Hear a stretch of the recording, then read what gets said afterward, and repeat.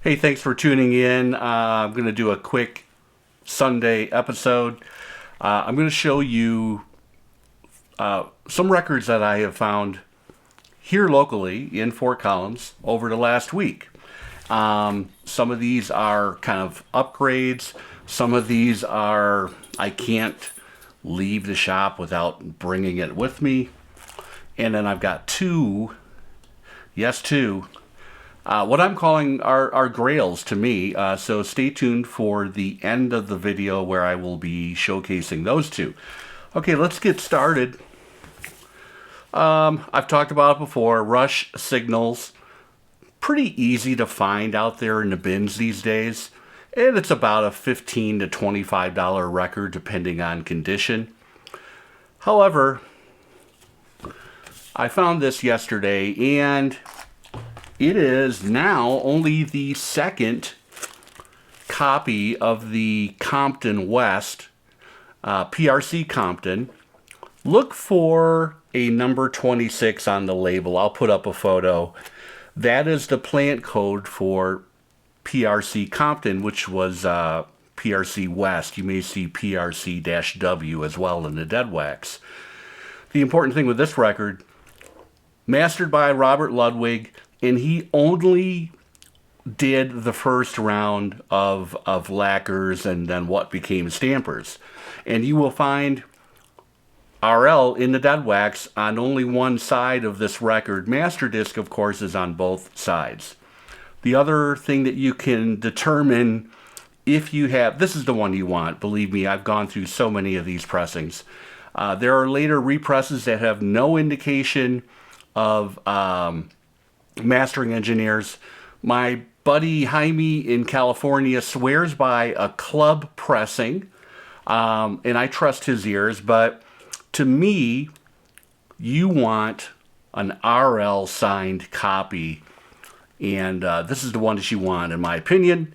It comes in either an amber or a purple translucent. This is only the second purple translucent copy I found. Heavy cardstock inner, of course. I did a whole video on this pressing, maybe about a month ago, but there's another one. You can find them, and got it for a decent price, so took it home. It may be showing up in, I've decided I'm going to do these record sales on Instagram.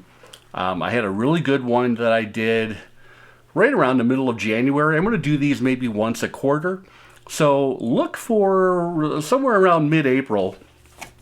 File your taxes. Do an extension so you have some money to spend. Just kidding. Don't take any advice from me on taxes. Okay.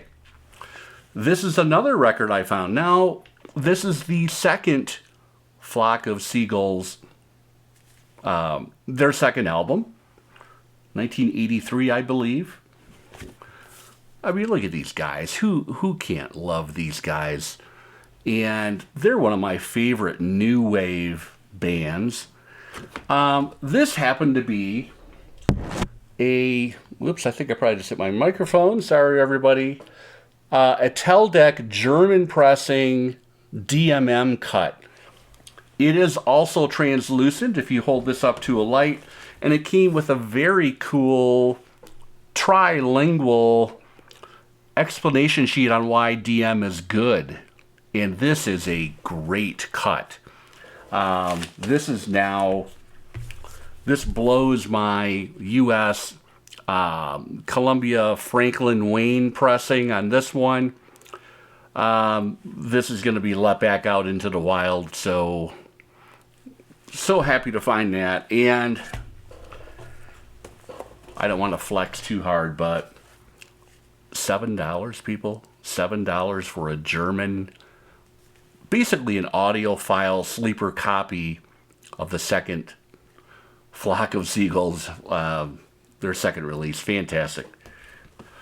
During that same little digging session, which took place at 2nd and Charles, you may have noticed my last video I spoke about letting my original Black Sabbath Warner Brothers Greenie I was going to let it go, and I brought it into Second and Charles and cashed it in for some credit.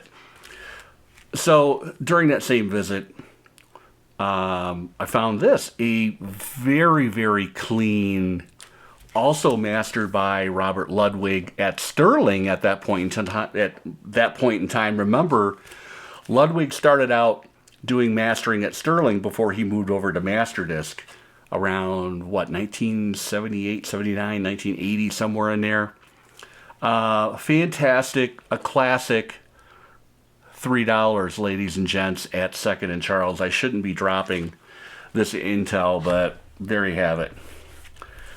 Okay, last but not least, 2 records from 1989. I've talked about 1989 for whatever reason. I was really in tune with music, and it was really hitting me full force in 1989. I was going through some life changes. I had moved to Chicago. So on consecutive weeks at one of my favorite shops, Driver 8 Records here in Fort Collins. If you're ever in town, check it out. Check out him on, Charles is the owner's name. Check him out on Instagram, because he will do a flip video typically every Saturday morning, maybe Friday night, to let you know what he is kind of releasing into the shop that day.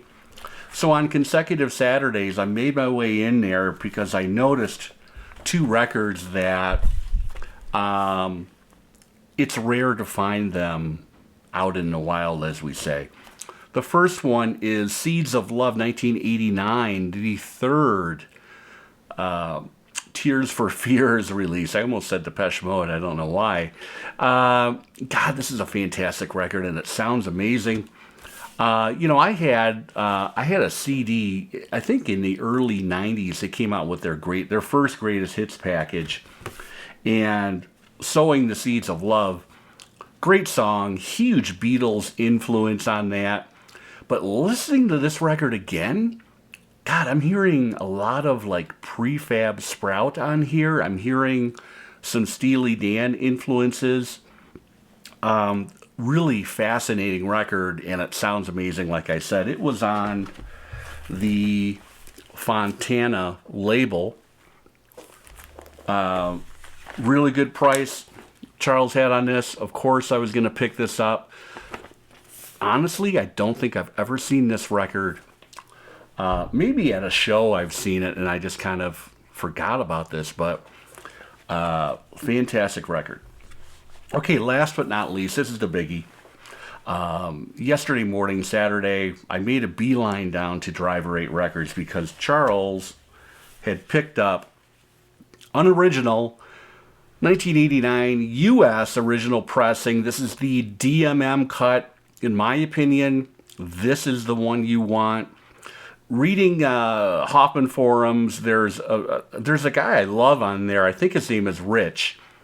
And he also talks about this as being the one you want. This beats the UK. It beats European pressings. That's not always the case with the Cure. And I think it really does beat the reissues that have come out, particularly this one. This is the double 33 that they put out as a gatefold. Apparently Robert Smith did the mastering on this. And I'm not here to throw shade on Robert, but there's something lacking with this pressing. Even though they spread these out across 2 different 33 and a third records, you have wider grooves, you have more space.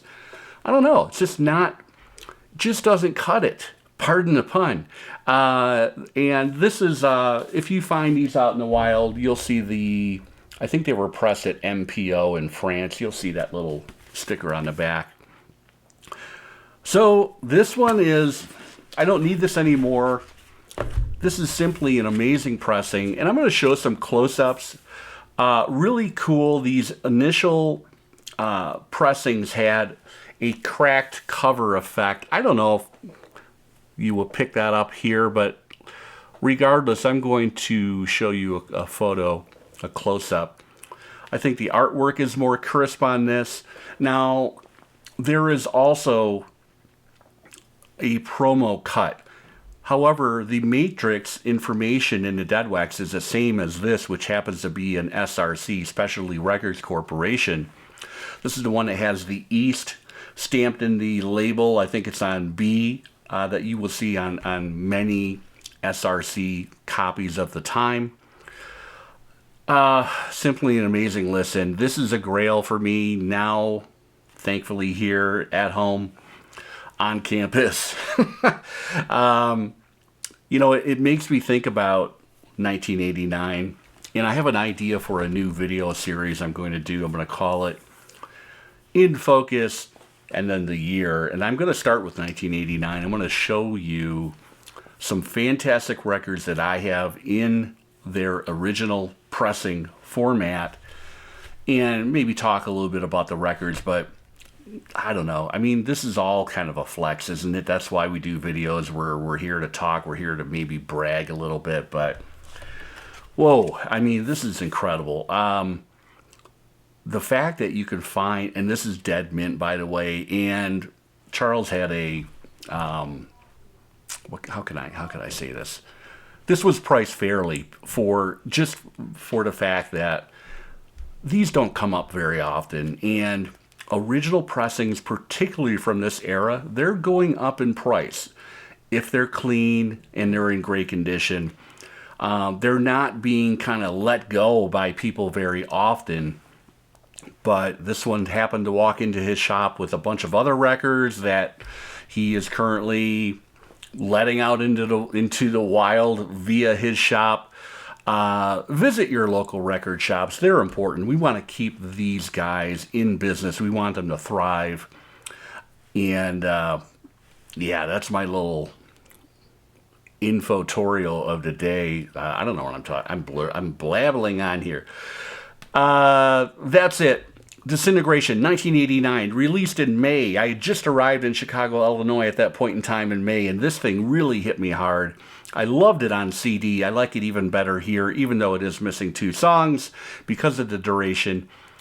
But this is fantastic. If you find and if you're able to pick up an OG, by God, do it if this is important to you. And I love all the Cure records.